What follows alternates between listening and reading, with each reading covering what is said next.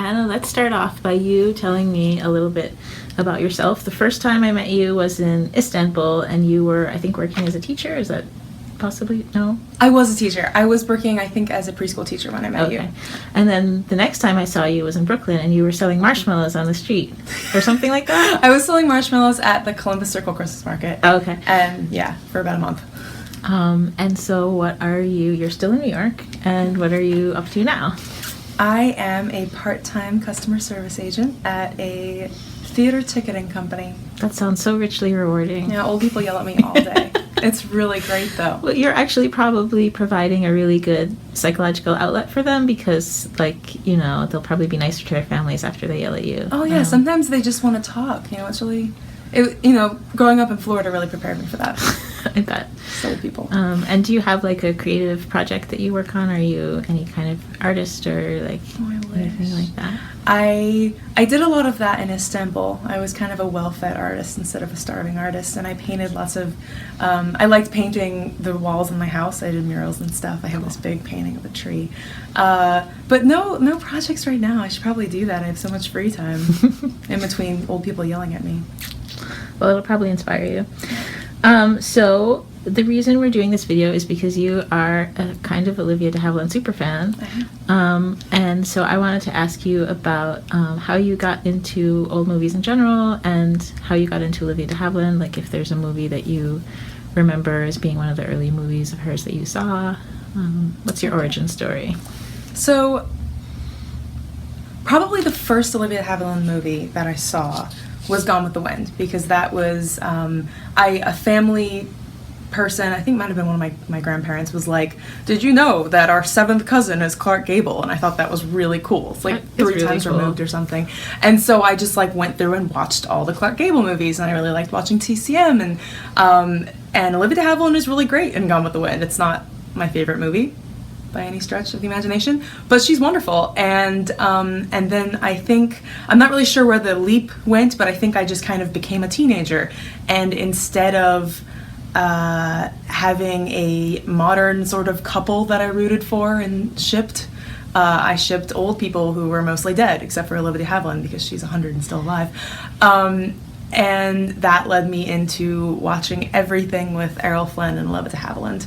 I just liked, they have like eight films together they did, and they're all wonderful and they have amazing chemistry, and I liked them a lot, and they have this really interesting real life story of sort of the timing not working out for them, and so I was just kind of, I fangirled over them for like all of my teenage and into college years. Yeah, so that's kind of how I became an Olivia superfan. Nice. She was wonderful. Yeah, and some of my readers are quite old, like my age or even much older, and they don't know what shipped means. Like do you want to explain this concept a little bit for the older viewers at home? Shipping is something that I think it's like short for relationship. See, like I'm actually I'm like on the older end. Even when I was a teenager, that was kind of in its infancy. But that just means, that was just kind of, I think, Tumblr speak. Like, it was an online speak for, having two characters in a TV show that you really wanted to end up together. Like, I'm going to ship this actor and this actress being together. So it doesn't necessarily have to be in real life or in the story, in the world of the story, that these characters end up together. It's kind of like a fantasy version. Where it's a fantasy kind of emotional investment. Yeah. And sometimes people do it with like, random characters that would never be together. Yeah. But yeah, I sort of, instead of doing that for things that were happening at the moment, I did it for movies that were 70, 80 years old. Well, that sounds incredibly healthy, because people always say that when you're a teenager and you feel this way, that it's so non-threatening to, be interested in like a movie star or a fictional character or something, because they're never going to disappoint you or meet you or let you down. So if they've been dead for decades, that's even better. Oh my God. Yeah, that 100% appealed to me. Yeah. I didn't want anybody to actually be real. Any movie star that I like who's alive right now, I don't want to meet them. I don't want to have anything to do with them. I don't want to have a relationship with them. I want them to already be dead, except for Olivia de Havilland. I want her to live forever. Absolutely live forever. Well, I mean, the glamour of that period is unparalleled, so you really just couldn't have picked a better... It's perfect. It's fantasy. Yeah. So basically, what did Olivia de Havilland mean to you when you were this starstruck teenager? Like, what did it do for your life to be a fan of hers? Oh my God. Well, I mean, she's very, very inspiring in a lot of different ways. Not only was she she was always kind of playing these sweet sort of nothing roles where she got to be charming and she got to be fierce sometimes, but most of the time she was just, okay, you're the pretty girl. And while I liked those movies because I liked other aspects of them, eventually she got to do more complex and demanding roles like the heiress and like the snake pit, and I liked all of those too. I liked learning about her struggle as a person to be taken seriously. Like, that was really inspiring to me. We had the de Havilland Law, and all of the just like all of the personal stories about her. I thought it was really, really cool to learn about her weird feud with her sister. Everything about her life was I mean, she's lived in Paris for like 50 years, which is insane. Like, half of her life has been in another country completely. So just everything about her life was just really fascinating to me, and I just really liked all of her movies. To me. And now, you know that you're a grown-up adult, and you were saying you don't nerd out all the time on these movies, but sometimes you get into it and sometimes not. Do you feel like the way you think about her or your feelings about her have changed, or is it kind of a constant? She's definitely just in this group of my favorite female actresses from that era. Like, it's really my super fandom of her. It really did come with everything else. Like, when I started getting into classic movies and started liking things like she's right up there for me with like Katharine Hepburn and Maureen O'Hara and Myrna Loy. I think Myrna Loy is so underappreciated. Like, yeah. But that's also how I feel about Olivia de Havilland. She is really, really underappreciated. Like, I mean, nobody talks about Myrna Loy. No. You know, you'll hear people say like, oh yeah, Katharine Hepburn, that's great. But without even really knowing anything about her, people will be like, oh, everyone yeah, knows her good. name. Everyone knows her. Yeah, everybody knows her name. But not everybody knows Olivia de Havilland. I think if they do, it might just be because there's some kind of blurb saying, you know, the oldest living cast member of Gone with the Wind or something like that. But she was also just so dignified too. You know, she's just so classy and dignified, and it was just kind of scandal-free, other than the thing with her sister. pretty much scandal-free, you know? Like, she just had... Unless she gets up to something even now. I mean, you never know. She just seems like such a great lady. I would love to go and meet her. Yeah. That would be the best. Yeah. So we just watched Robin Hood, which I really want to thank you for, because I never saw it before, and it was such a treat, and I probably wouldn't even have picked it. I think I now have to make this a 2-part project and watch a lot more of these early movies Definitely. with Errol Flynn. So, so thank you so much for that. And I'm just realizing now that you're kind of dressed for Robin Hood. Maybe you did not know this yourself, but you're wearing green and what could be interpreted as tights in a way. Like these leggings. are actually their legging tights. So they're like leggings. You really went all out for Robin Hood. And so let's talk a little bit about this movie, because it just made me so happy. It was such a joy. And just, you know, talk about what you like about that movie, what you like about Errol Flynn. They don't like wearing pants. I don't like wearing pants. I mean, that's why I'm wearing this with no pants. I'm like, you know, I wear like a long shirt and then tights. It is the silliest movie ever made. They bedazzled their costumes. They're just wearing felt. It's unbelievably fun, and they just laugh the whole way. Oh, can you do Errol Flynn's laugh? So I can't do it very well. It really is what you said. Inside. It's all in the posture. I think you have to really visualize like being a Saxon or something to pull that off. And he's so unselfconscious. I mean, he's doing ridiculous things, and not very many people could carry them off. And he's her off with someone. That's just not going to work. That's just not going to happen. Or at least she's never going to trust anyone to even want that. And to me, that is the most depressing part of it. That's the part that I'm super pessimistic about, is that she's just never going to be able to trust anyone. Even if she did luckily happen upon the greatest person in the world walking down the street and think that maybe her luck was turning around, a part of her will never actually trust anyone. Mm-hmm. Ever. And so everything interpersonally with her is just kind of doomed. It's how I see it. That's how I read it. It's still great, as you said, like, it's still a wonderful movie, but I can't see it. I can't see it optimistically like that. I just can't at all. Maybe it'll change when I watch it later. I'll keep watching it throughout my life. Keep me posted, like, every 10 years. Give me an update. Every 10 years I'll watch it. Did you watch The Heiress, and how did you feel about it? Yeah. I mean, of course I'm probably projecting a little of myself onto I am clearly as well. Yeah. You know, I'm definitely projecting. I'm definitely being like, oh, well, you know, back in that day. If this was a movie, maybe if it was made in modern times, mm-hmm. I think that might be kind of interesting to see what would happen with someone who is an heiress and is famous. Like, maybe if they did this with Paris Hilton, what would happen if it was Paris Hilton? Think about it. Yeah, very it's kind awkward, of interesting. Like, insecure. What would you Paris do? Hilton. Yeah.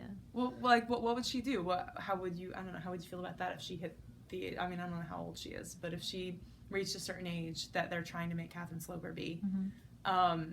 And she felt like, everyone knows me, I'm not going to be able to trust anybody. Mm-hmm.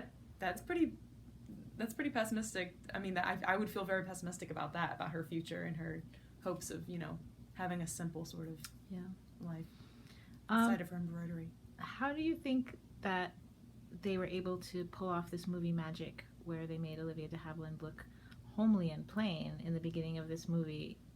It's amazing because she's so gorgeous, but she really does look. I think it's all her. Yeah. I think it's like it's the way. I mean, they do some stuff with her eyebrows mm-hmm. too, where they, you know, they just make her look very severe, but I think it's a lot of her acting. A lot of it's just she looks like this. Mm-hmm. She does this the whole time, and they just really just strip her down. I think that's how they do it. But it's pretty impressive because she's gorgeous. I don't know. Yeah. I don't know how that's possible, but, you know. If it could be done, I guess it could be undone. Is there anything else about The Heiress that you want to mention that struck you when you saw it? Oh my god, just the ending. It's one of my favorite endings to any movie ever. Mm-hmm. That's the main thing. That was the main, that was the main thing that struck me, was the ending. I really like the endings of old movies. Mm-hmm. That's another thing that got me into it, is I really liked when things ended abruptly. I liked, you know, and they'll do this thing in old movies where it'll just come up, the end. They'll just, because they always show the end as a title card in old movies, and you're like, what? That can't be it. It happens all the time. And so I really, really like the endings of old movies. So that's usually my answer to everything. Every single one you'll ask me about, I'll be like, oh, the end was so cool. Dodge City. Okay, Dodge City is really great because I'm not a huge fan of Westerns, actually. I don't know why, I just can't really get into them. I like Stagecoach a little bit, but they're not really my thing. But I think, you know, because it's Errol Flynn and Olivia de Havilland, I really like Dodge City. And it's just one of these weird, improbable movies that you don't really hear much about when you talk about Westerns. But it's so much fun. And it actually has, like, one of the best, like, saloon bar fight scenes in all of film history. And they actually modeled it when they did Casablanca a few years later. They did the same thing. It's just borrowed from it. They just do the song and the fighting and where they're all fighting with the songs. I don't remember what that's called. They have a specific name for it. But they're fighting with the songs, and then they all fight in the saloon. It's really great. It's just beautiful. It's all Technicolor. Olivia de Havilland is, again, like, not really the role that she wanted to have. That's apparently, like, the low point emotionally of her career, as she would later say. Like, Dodge City, she was super depressed during it. But it's so great, and Errol Flynn's so wonderful, and they kind of, it makes no sense that he's in the Old West, because he's, like, this Tasmanian guy who usually just plays, you know, fake British dudes, and here he is in the Old West, and they're like, well, actually, he spent some time in Australia, but he's Irish, and now he's here, and they just kind of write it off. But I don't want to, like, give away plot points. It's just really fun. It's like everything that a Western should be. It has all the main points, and it has all the main feelings, and I really love it a lot, and I love their chemistry and their relationship in it, and that's really, you know, what got me to watch all of their movies together. I don't think I would have really if they weren't in them. You had a very poignant description of their last movie together and their last scene together. Yeah. They did 8 films together. The last of which was They Die With Their Boots On, which they play a sort of, a very, very loose historical interpretation of George Armstrong Custer and his wife. And I won't get into how historically terrible and inaccurate that movie is, but it is also really, really well done. It's a really cool movie if you just ignore the fact that it's, as far as Native American relations are concerned, completely inaccurate and kind of offensive, honestly.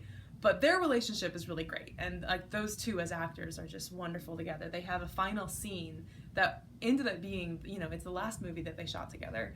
It's the last scene I think that they had together too, and it's so heart-wrenching. I remember watching it as a teenager and I would cry every single time because it was their last thing together in the movie and in real life. It was the end, and it's really moving, and both actors would talk about it like for years to come. I don't know if I don't really want to like give it away. Okay, yeah, no, don't spoil yeah, like I don't want to give it away. I'm very intrigued.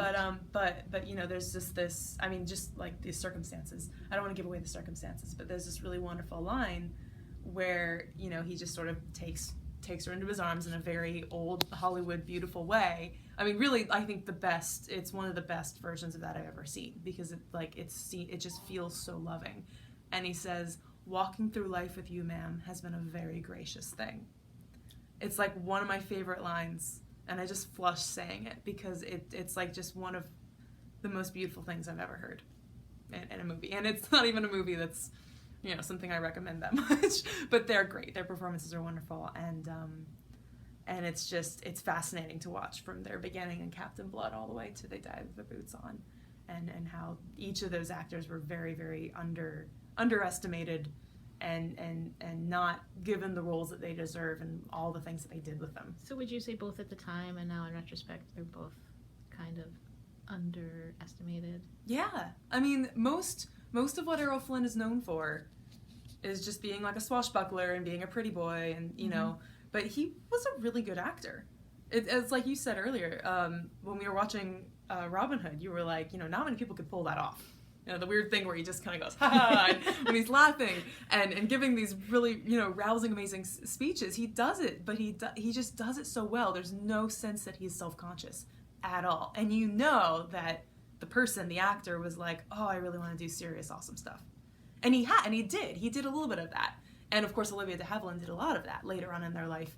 And so I really do think of them as being kind of two peas in the pod. They're very different people. But they both just wanted to be taken more seriously for the thing that they loved doing, and they loved acting, and it's kind of, it's sad that Olivia de Havilland has now lived twice as long as him. I think he died when he was 50, and she's 100 now. It's amazing, the differences there, and of course he became an alcoholic, and he had a lot of problems with that and died very young. But they both just worked really, really hard to get out of what they were typecast as, and I respect them a lot for that. They're a lot of fun to watch. And so, do you feel like the studio system and the code kind of created a situation where these incredibly talented actors were forced to do things that were maybe beneath them or that they wouldn't have chosen, and that has kind of benefited the viewers, even though it probably made their lives very difficult? Right. I mean, it's important to remember that for a lot of these movies at the time when they were released, people maybe didn't like them or didn't think they were serious enough or didn't. I mean, that's a famous critique of Bringing Up Baby, is that it was actually just a complete box office flop. Nobody liked it. And now everyone kind of cites that as like their go-to screwball comedy is Bringing Up Baby. That doesn't have Olivia de Havilland and Errol Flynn in it, but like it just goes to show that not everything that's classic was considered as wonderous as it is to us, right, as it was to people back then. And that's also really fascinating to me. But it does seem like things that were lightweight then have more heft than some lightweight things now, and I don't know how much of that they feel like they have more quality. Yeah, they feel like they have more substance. perspective, but I think a lot of it is genuine. You know, that was some solid gold stuff, you know, that was written by hacks and was kind of tossed off as I mean a lot of and this is important too, is a lot of old movies, you know, movies beget movies beget movies, and a lot of the things that are made today are sort of calling back to them. And so I mean, I know sometimes when I try and introduce people who are not maybe fans of classic films, when I try to introduce them to the old movie, sometimes they'll kind of react like, this is just like a cheesy version of this new thing that just came out. That's how I felt the first time I saw Casablanca when I was 15, because I had heard about it all my life and it was legendary, and I was actually disappointed the first time I saw it, because I thought, this is like every other movie. But it is like every other movie that came after it. But it's all about your perspective. Like, if you had seen that first, that would have been great. I remember being really, really mad when I was a kid because I went and saw the Lizzie McGuire movie. And I was like, this is Roman Holiday. This is like a really crappy version of Roman Holiday. And it's, oh my God, this is horrible. Because they call back on it. It's basically, they took Roman Holiday and made it, you know, whatever. It was really offensive to me, but I can understand if someone grew up with the Lizzie McGuire movie, going and watching Roman Holiday and being like, this is just like the Lizzie McGuire movie. Like, this has been done before. Mm-hmm. When actually that was the first one. So it's all about like what you grew up with. Sometimes you know? we come to these things backwards. Yeah. You just come to it backwards. That's a good way to put it. I was kind of both. You know, sometimes I came to it backwards, sometimes I came to it chronologically. How did you actually stumble on these movies? Like, was there someone in your family who liked to watch them, or how did this happen even? I mean, I really liked watching TCM, and it was just a thing on TV that was just always on. I liked TCM. We didn't have a lot of movies, but I had one of my grandparents who I didn't really like see eye to eye with anything, was very knowledgeable about old movies. Mm-hmm. And so it was kind of one of the things that he would tell me little tidbits about it, and I was like, oh, that's interesting. I don't really get along with you on any other point. Let's watch old movies together. You know, it was like that one thing that you had in common that could bring you together. Yeah, it was like that one thing we had in common. Like for instance, he, you know, he loved Gone with the Wind. He was from the South. He was all about Gone with the Wind, but like that wasn't what I took away from it. I wasn't like, you know, I took away different things from it, but it was kind of a little bit of that, a little bit of just, you know, I think it was just on, and I liked it. Nothing, and that goes for like music, a lot of things in my life. Mm-hmm. My parents didn't really go, here, we like this. You know, like I grew up not knowing who the Beatles were because my parents just didn't really care that much about music. You know, most people my age grew up and their parents kind of introduced them to things. Mm-hmm. My parents really didn't do that. So I don't even know. I think I was just probably watching TV, got on TCM, and was like, oh, this is interesting. Do you want to talk a little bit about Robert Osborne, since he just died? And I regularly referred to Robert Osborne as a rock star in college, and I meant it. I meant that wholeheartedly. He really did, and this is something that I read after he died. Someone posted an article, and the sort of the lead to it was that they would stay up late at night watching TCM when they knew they should have gone to bed, because he had a way of talking about the next one that was coming on, and he made this one just seem so much fun. Like they had to at least watch the first 10 to 15 minutes because he made it sound so exciting. And I hate to like copy that. I don't know who wrote that, but I hate to copy that, but that's exactly how I felt. I just felt like he really did. He just made everything sound so much fun, and it was fun to me. So I felt like he was another one I wish I could have met and talked to. I wish I could have had his job of just knowing all these things about old movies and talking about them all the time. I think that would be a great job for you. I think that could still be in your future. You never know. I wish. I would love that. But there's a space there's a void that needs to be filled. So could be you. Maybe I could be the next Robert Osborne. Sure. But yeah, he's a rock star. He was a rock star, and it's really sad that he is gone. On a lighter note, another panelist has just joined our discussion. Yes. Which is Dia. He doesn't have much to say about Olivia de Havilland or anything else, but he's very handsome. He doesn't have anything about the law that's named after her. Oh yeah. That had a big impact.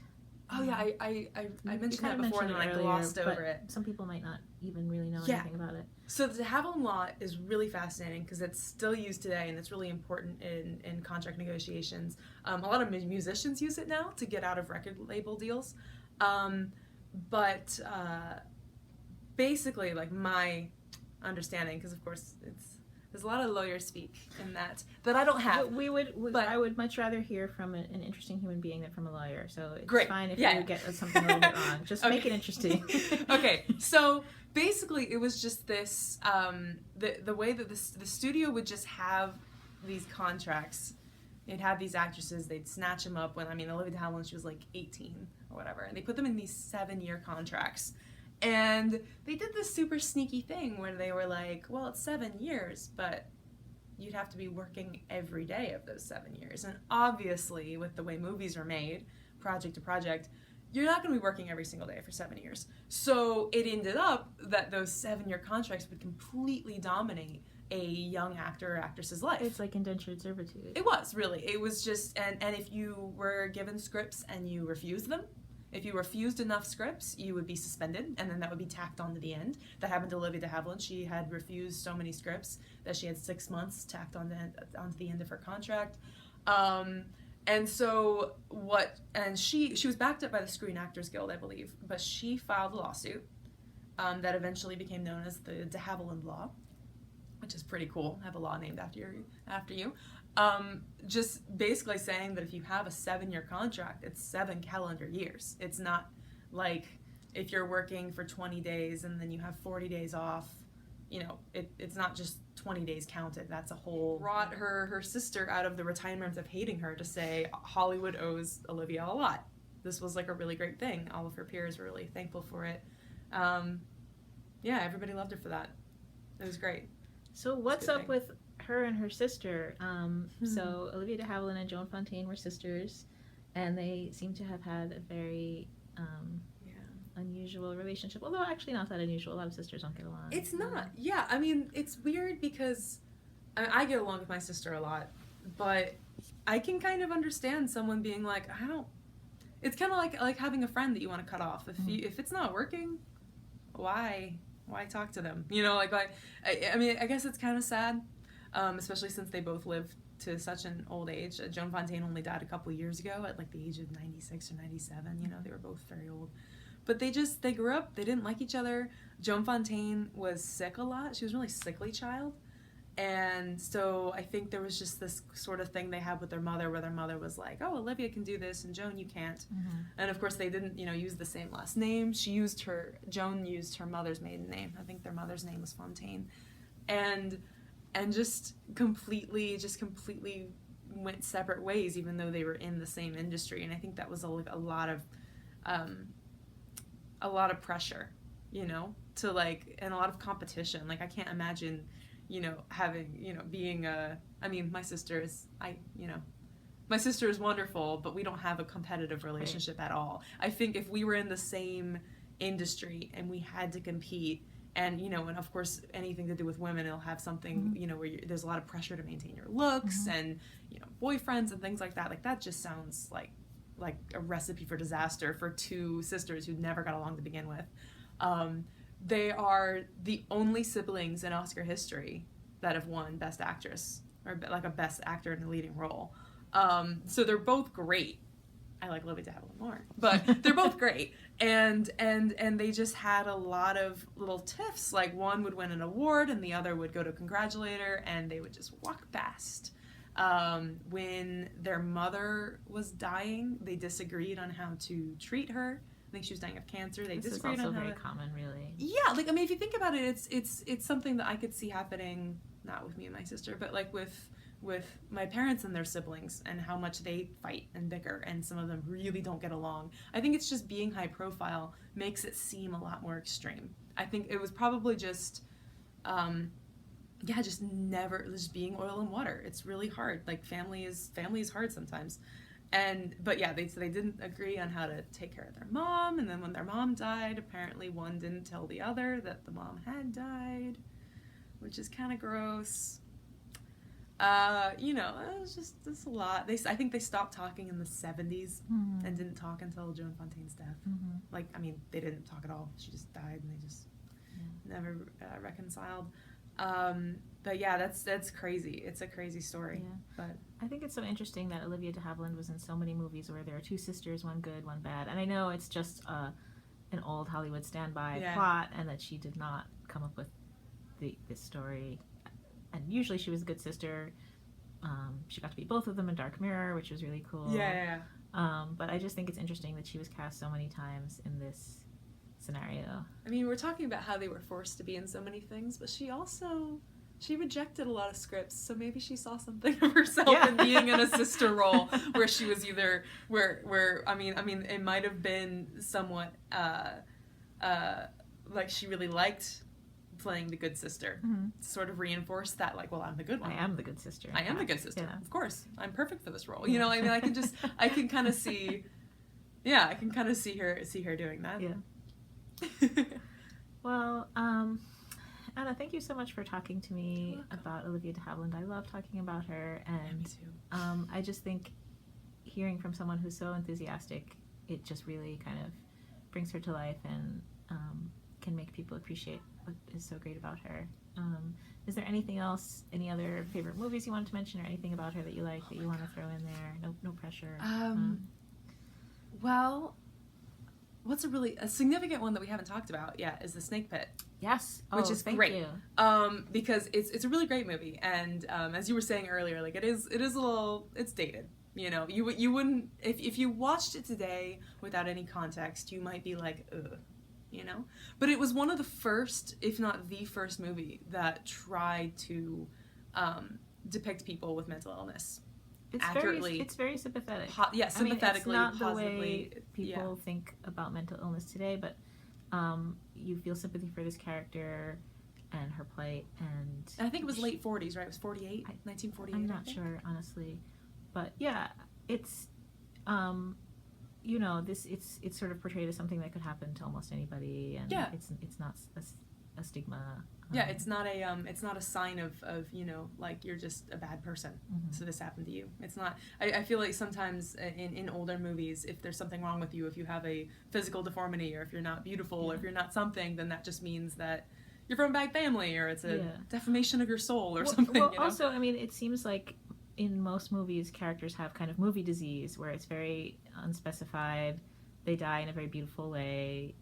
Like Mandy Moore in A Walk to Remember, where she gets leukemia but has all of her hair and she looks gorgeous. You know, and dies, if only we could all die of movie disease. It's so glamorous. But this was a very non-glamorous look at an illness. And she wanted to be not non-glamorous. A lot of her later roles are specifically, you know, she's trying to break that view. But yeah, confused. And it was fine, like everything was cool, but you know, I wouldn't have thought that. And I think that's just because you're raised thinking, or sometimes you're raised thinking, or you're inundated by people calling people crazy or insane or whatever, that they're gonna act a certain way. Yeah. And so she kind of tried to break down those barriers a lot, and that was really great. And I think it shows that she was a real thinker, because she was in these schlocky movies like The Dark Mirror, which basically uses mental illness as a stunt for this ridiculous storyline. I mean, it doesn't make any sense and is unrealistic and silly.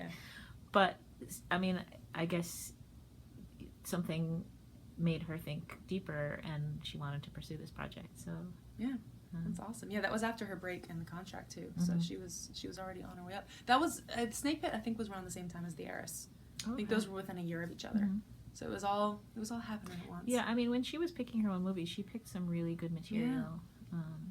Yeah, I'm glad that she was able to kind of break away, even though I like all of those movies too. Yes. I like it all. There's something for every taste in her repertory, really. Yeah, that's a good way to put it. She's done it all. Yeah. And she's so glamorous to me. I don't really understand, like, how any of that happens. It's just kind of magic that I can't explain, and maybe nobody can explain it. But if you have any insights into why Olivia de Havilland is so glamorous, I would be curious to hear them. Oh, you mean like she just just genetically? It's like, I don't know. How does good she genes? do it? Good genes. I mean, she lived 100. She's still beautiful. Yeah. Like, I've seen pictures of her at age 96. she still Yeah. got it. Yeah, this is true. But yeah, I mean, I think they all kind of had to do that. It was the way that they were trained to speak. It was the way that they were trained to move. A lot of you know, the kind of old-fashioned ideal of going to Hollywood. You were a singer and a dancer. Mm-hmm. You got into a movie, and then you were an actress, sort of. I think that's what it seems to be.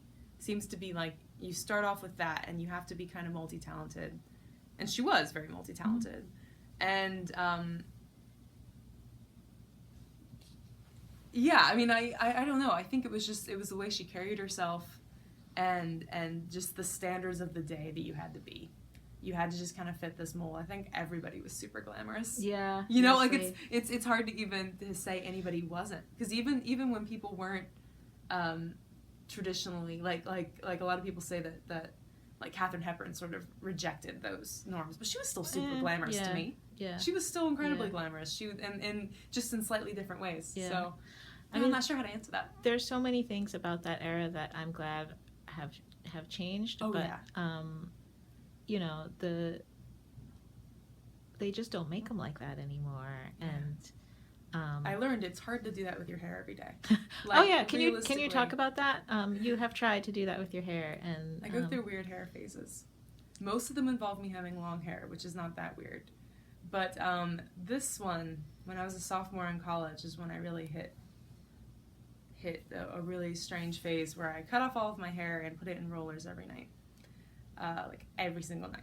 Isn't that quite uncomfortable? Yes, it was really uncomfortable. So when you put them in rollers, do you then have to cover the rollers with something like a schmata? Nope. No. I rolled it up, and I had to experiment a lot. I sprayed them a lot, lots of mousse and stuff, and I would wake up like an hour and a half early, and just like go to class. Like I don't even know why, like, because I'm a really, you know, in my soul, I'm a very lazy person, so I don't even know where this. You really came needed from. to express yourself in this way. I really needed to. I really wanted people to think that that's just what my hair looked like all the time. And so I would style it to be very, it ended up being like to here when it was curled. And it was just in a very 1940s Mornoloy. I was actually kind of going for Mornoloy. You'll have to at send that me point. some pictures. That's pretty Yeah, awesome. but it didn't suit my face though. You know, it was the kind of thing where it was really cool and I really liked it. And that's kind of how I feel about fashion too. Sometimes I don't really know what I'm doing. I'm just like, oh, I like that sleeve. It doesn't really work for me. But that's how my hair was. My hair just looks better when it's longer. And when it was shorter and I curled it, it was like, just looked like a hair Made your transplant. hair too big or something. Just somebody else's. My face was just wrong. I wouldn't have made it in old Hollywood. You know, it was just, my face was wrong. I'm a little bit too tall. It just wouldn't have worked. But I'm glad things have changed and there's, you know, everyone can do different stuff. But Yes. yeah, it was hard. All right. Well, thank you for talking with You're me. welcome. Let's meet up again in 100 Yeah. years and talk about 100 years. yeah, and let's talk about Olivia de Havilland's second 100-year career. Because after the singularity happens and everybody lives forever, then she can go back to making pictures. I hope that happens before she goes. Yeah. If it's going to happen, don't even bother having it happen later. Have it happen beforehand. Yeah. Yeah. Yeah.